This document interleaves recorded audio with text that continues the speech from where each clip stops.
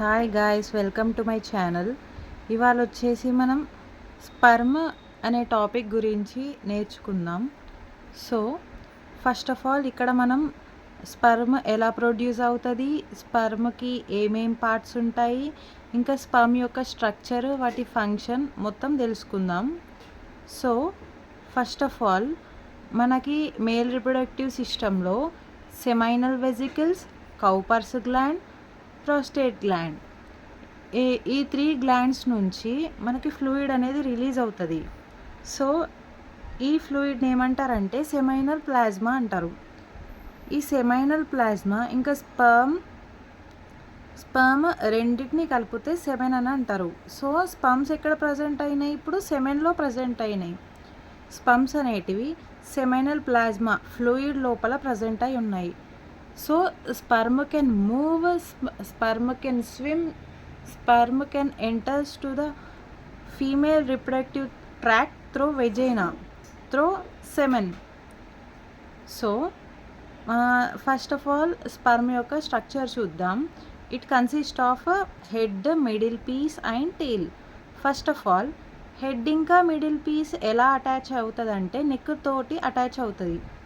So tail అనేది ఎందుకోసం? Sperm movement, అవి swimming in the female vagina.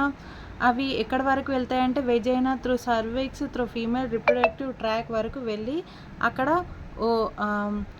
ఓవాని meet అయ్యి అప్పుడు ఈ స్పర్మ్ ఇంకా ఓవా రెండు న్యూక్లియస్ అనేటి అటాచ్ అయ్యి అక్కడ మనకి జైగోట్ ఫర్టిలైజేషన్ అనేది అవుతుంది. సో మన మిడిల్ పీస్లో ఏముంటుంది అంటే మైటోకాండ్రియా ఉంటుంది. ఫస్ట్ ఆఫ్ ఆల్ మన స్పర్మ్ అనేది ఎలా మూమెంట్తో వెళ్తుంది?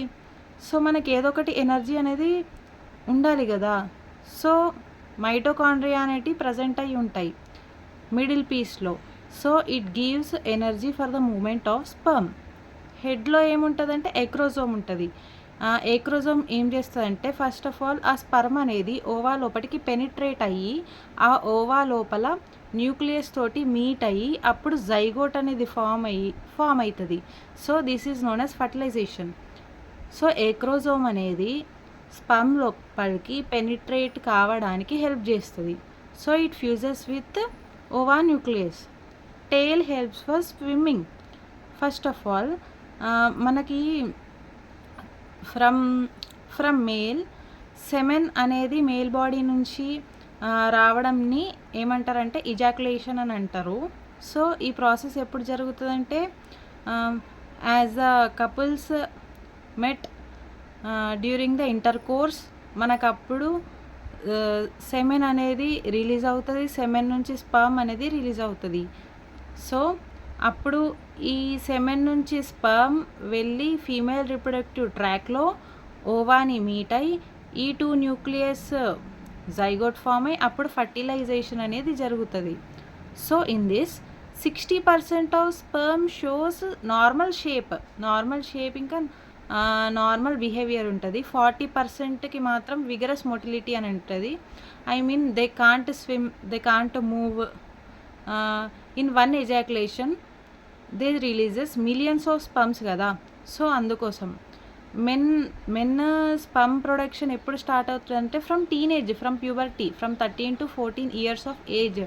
మెన్స్కి ప్యూబర్టీ ఏజ్ నుంచి స్పర్మ్ అనేది రిలీజ్ అవుతుంది. So it ceases till life long. కానీ ఎప్పుడంటే last at the age of వాళ్ళకి ఏజ్ పెరుగుతున్న కొద్దీ ఫర్ ద లాస్ట్ టిల్ అప్పుడు కొంచెం స్పర్మ్ ప్రొడక్షన్ అనేది తక్కువ అవుతుంది. So this is the overall review about the sperm, it's shape, it's what its parts, head, middle piece, tail, all the parts of the sperm. Okay, thank you.